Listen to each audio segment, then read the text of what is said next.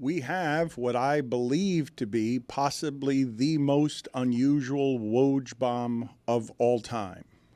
I had to, and this part's exhausting, check and recheck and recheck and recheck to make sure that it was fact, because yesterday I got fooled by Adam Scheffler reporting that Cam Newton was working out for the Carolina Panthers. Scheffler. But this seems to be real because it's coming from Woj's own account, and it seems like Woj is leaving the information business.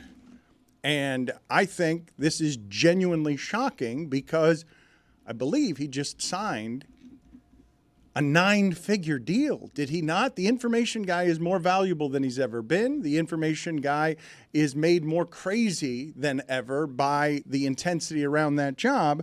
And the statement, can you guys update me? Because we've just been checking and rechecking to make sure that this news is real.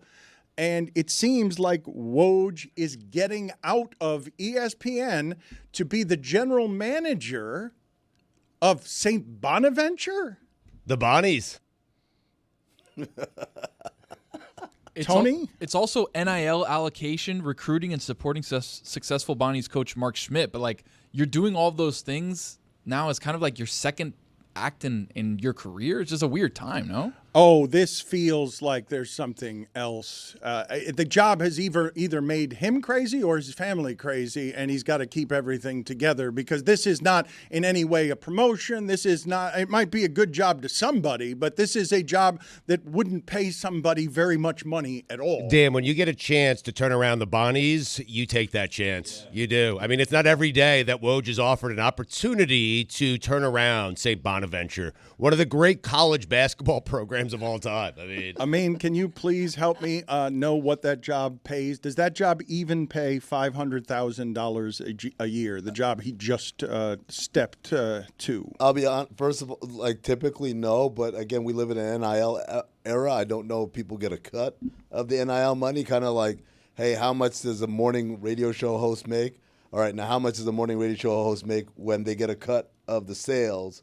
The way that like Mike Greenberg. It ain't going to be $10 to $12 million a year that they're paying on the open market for someone like Woj in the information business. Probably at a school like St. Bonaventure, probably not. It's probably not a tenth of that. Probably not, but again, I don't know. Should we be that shocked, though? Because, yes, he gets paid a lot of money, but this is an easier lifestyle. Like, I've talked to Adam Schefter about his life. We talked to Diana Rossini yesterday about what she goes through and, you know, how her kids are putting her wallet in the microwave, and she doesn't know because she's chasing down an NFL story. And so he has a chance to go back to a place where he went to school, be the GM of a basketball program. It reminds me of what John Wildhack did, who was the former president at ESPN. Vice president. Went back to Syracuse to be their AD. And I think it was just an easier, better lifestyle, you know? Yeah, I guess. I mean, like Wildhack, I believe, was a Syracuse alum. Adrian is a St. Bonaventure alum. Syracuse, although Stugotz, kind of a bigger deal with a bigger budget program than St. Bonaventure. You can't say to me, none of you can say to me, this isn't shocking. Like, you're not allowed to say to me that this is not a shocking thing that has just happened. This is, in our industry, something that is absolutely shocking. Like, you can't say you're not surprised by this. The suddenness of it, for me, I mean, were there any rumors about something going on with him and ESPN? Not that I heard. It just, the suddenness of it is what shocks me. And the suspicious mind would say there's got to be something behind this because who leaves? He's one of the biggest celebrities in sports journalism. He's going to disappear on the staff of Bonaventure. I'm sorry, great basketball program or not, he is going to disappear. That's not a shocking statement either. You are also right about that. Tread lightly. Apologize, Greg. I think that for everyone listening to this, there are 5 of these in sports media? 5. He is the king of this with Schefter, with Shams, with Jay Glazer, with Diana Rossini. There are not very many of these. Good day for Shams, huh? I'm surprised he didn't break the news. Beat me to the joke. Maybe he told Woj.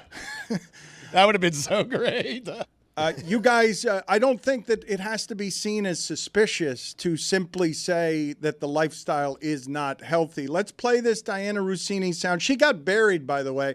The internet buried her. She has gotten so good at all of this, not just the information business, but the personality business. And what is happening right now in America that's really divided among the genders gets her buried yesterday by a whole lot of people telling her that her caring about her career and not her husband's career is not something a wife should be doing. And so you had a whole lot of misogyny that buried what is a richly deserving personality from getting all of the attention and fame that she deserves from this job because of how well she does it and because she said this about her husband. Walking around the link after you were fired just 7-8 months ago. I think that's wild that he had such courage. I don't even like to go to Philly after a loss, and I have nothing to do with it. But he's with Belichick. Just the general energy, just the energy of it. Yeah, I just don't want to be around those people. Like even just this morning, my husband said 2 words to me. He's an Eagles fan. And I'm like, this can't be a thing. Like I don't want to be the household that is shaped by the result of a football game. Like, A, grow up. B, you're a father. I don't want our children having a culture where mommy and daddy's tone in this house is based on the result of the Philadelphia Eagles. Who cares? So stupid. Isn't it a case, though, where while we don't want daddy to be moping around because the Eagles lost, we also don't want mommy moping around because she missed the call on some offensive coordinator breaking news? Like, the house is on fire. I bring it up all the time. I said, I don't care about the wins and losses. Right. All this house should be focused on is how to give me ability to do my job at a better level. I've asked him to quit. I'm like, I don't care about your job. I don't care about your career goals. I don't care that you work 50 hours a day. Poor guy. You have contributed really. He gives everything to the company. He works for Shake Shack. He does so much for this company. I want him to quit, but he won't do it because something about just like personal growth or something. Dan, I swear to God, when you said she got buried, I thought it was about her toddler playing with candles that's a thing. You pointed out yesterday. I was like, finally, someone mentions it because she put it in passing. Like, the little one likes to blow out candles like it's a birthday. She just lights up candles and blows them out. And so the smoke is going. And my husband's like, there's smoke. And I'm like, yeah, it's candles again. And I'm like, what? This is just a regular thing? I'm telling you that lifestyle is a mental health calamity. I would not want it no matter how much it pays. I'm telling you, I've told you before, that when I had to be in the news breaking business in my early 20s, I was sobbing at midnight in the Miami Herald bathroom because I hated so very much competing with others for information. I would not want to do that job, and I'm imagining that Shams and Adam Schefter, that they're looking at Woj and they're jealous of finally he got out of the insane asylum of what this is, that we're beholden to the money and the addiction of what we have to be in our phone 23 out of 24 hours a day. Dan, counterpoint. How do you think he adjusts to life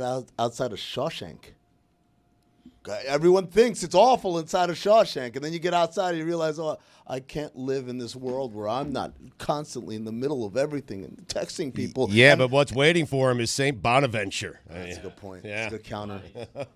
Weaning yourself off of this addiction cold turkey is very difficult, and I've got to think that it is either him trying to love himself or someone around him who's like, get out of that business. It is a disaster. And he just signed, like he's getting out at his most valuable. He's getting out at the time that these people are paid more and more valued than they've ever been. And it's not close to what it used to be. This job, I remember, I'm not kidding you. We were in Australia at the Olympics, and Woj was doing a 6th story for the Bergen Record at midnight about some local bobsledder who had finished in 4th place. And at the time, I'm walking through the media center at midnight with like a bottle of tequila yelling at Woj, "You're doing it all wrong, Woj. You shouldn't be here at midnight doing that 6th story." From there, he would have never imagined a career that paid even $500,000 a year or $250,000 a year. For him to get out when the information person is more valuable than they've ever been, I don't think it's suspicious. I think it's everything to do with lifestyle happiness.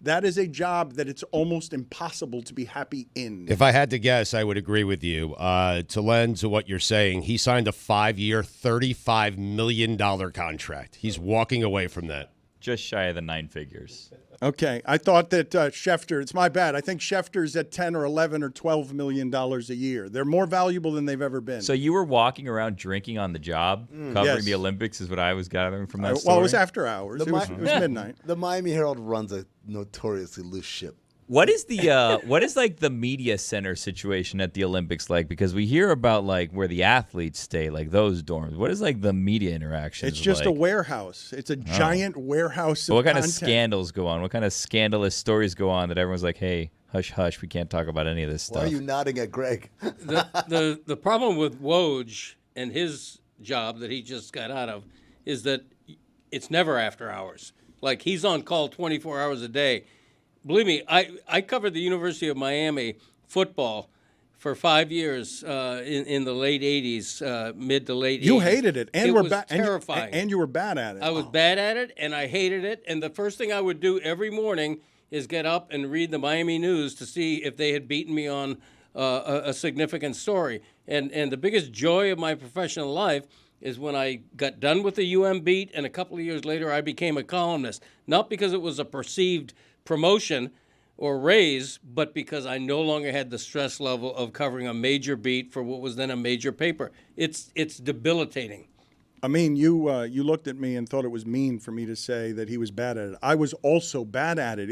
It's hard to do, and it is unsettling. Your mind never rests when your job depends on having more information than the next person, and you're competing against someone like Shams, who might not have a family, who might not have to pay attention to other things in his life other than the breaking of news, and you taught him everything he knows. Like, it is, you don't think it's exhausting. You don't think it's anything. I'm not disagreeing with that it's exhausting. I'm disagreeing with some of the things that you're saying, and as you're trying to explain that it's exhausting, I think everyone finds the right balance and the right rhythm in doing this. And the reality is, when you two did this job, it was way more stark, because when you got beat, you didn't know until, like Greg said, he picked up the paper next morning. How did I miss this story? Now a guy gets beat by like 30 seconds. Nobody cares who broke the news. Nobody knows who broke the news. So why do we care? Well, because we pay them like we care. No, Right. but that's a problem with our industry. It's not a problem with their life or whatever. It's the information. Look, I guarantee you the people, the Jimmy Pitaro and friends, they don't know. They don't know. If I ask them right now, yo, who broke Paul George signing with the Clippers 4 years ago? Jimmy doesn't know. He doesn't know. No, but this is not the. He assumes, though, I mean. He assumes. So if we can build a mythology that says I'm the guy that breaks it first every single time, without actually being beholden to that, in this era, in this context, Dan, there is no accountability for it. Versus when you guys were doing it, we knew who broke the story because we woke up in the morning, picked up this paper, and it had it, and your paper didn't. This is the part that matters, though, that I think that you're missing. The thing that ESPN is buying there isn't did you break this story or that story. It's in the age of misinformation, we've got a credible one. We've got one that if he says it, it is right and everyone knows it. That's what they're paying for. And guess what? There's more of those guys out there that you can go get right now, and you're going to have the same reputation. I don't think so. I think there's Well, a there's reason one. there's only 5 of them. I don't think that anyone and everyone can do Dude, that. I'm going to give you a great example. Jeff Passan is one of those guys, right, on the baseball side. When did that happen for Jeff Passan? Like, where he got cemented at that level? I would say that it happened about 5 or 6 years ago, and That's a relatively short amount of time. But they're not everywhere. Passan is one of the best I've ever seen at journalism. They're not everywhere. I'm not knocking Jeff. Jeff's great. I'm just saying that you're like, oh, where are we going to find one? Guess what? They are everywhere. You just don't know about them yet. I think there are only a precious few. I'm with Dan. And I think ESPN helps with their credibility. That's once what it you get is. there, Woj got to ESPN from Yahoo, I believe, and once he got to ESPN, became the most credible guy. Shams has been able to pull it off. Schefter would tell you that ESPN helped him immensely in terms of his credibility. So maybe there are other people doing it. But to Dan's point, I don't believe the story until I read it from Schefter or Rossini. I just don't. I mean, look, I get it. We're not, but again, a lot of that is being the cosign of having the worldwide leaders say, this is the guy or this is the gal. That's how it goes down. Shams goes to ESPN tomorrow. Chris Haynes goes to ESPN tomorrow. You're not losing sleep. You're getting the same kind of reputation, albeit it might take a little time to build to that level that where Adrian is, but it's the same type of reporting and the same type of reputation. The biggest thing that they've ever allowed to do is, and I apologize to any of my friends who are newsbreakers when I say this, we allowed milk producers to brand themselves. It's milk. There's no such thing as, ooh, let me get that brand of milk over. It's milk. It's milk. It doesn't matter. We don't know. There's 1 billion cows producing this milk. And, Fairfield Farms is out of business. So what? I'm just grabbing the next one. Your apology seems insincere when you take out milk and make all of your news gatherers totally disposable. The news is milk. Cows. It's a commodity. They're all cows. They're not cows. The cows are whatever the sources are, right? It's in economics, they have this term called commodities, right? Commodities are things that are not, you don't care. There is no brand of gold. It's just gold, right? Versus there are brands of sneakers, there are brands of computers, there are brands of phones. These are things where, yes, I can brand differentiate between one product and the next. With a commodity, corn, wheat, it's just stuff where I get it from here or there. Now, people try to brand. They try to brand we've got the best. Idaho has the best potatoes, or Nebraska has the best corn. But the reality is, the consumer does. I'm sorry if I'm getting too highbrow for you guys. I don't think it's highbrow. It's not I think highbrow, they're but I also think you're sitting next to someone that could probably only eat a specific type of egg. Where I'd say eggs are eggs, they come from chickens. But then, what did we feed the chicken before? Free-range There's chickens almond always, milk, right? there's oat milk, there's lactose yes, intolerant milk, no, a lot of milk. You're right. There are a lot of milks, but you don't care who the brand is. It's not like Jacob's great oat milk. This is the only oat milk you should drink. I think- I prefer think Dan Oatly. cares. Oatly, I prefer. Yeah. Oatly over what? I like over MacArthur. all other oat milks. All other. Name other. I like MacArthur. Yes. I was going to go that's a Velda Farms. I was Farms. trying to think of milk. I was trying to think of milk brands. What is the leader in milk? Who's the leader in milk? There is no leader. That's in milk. his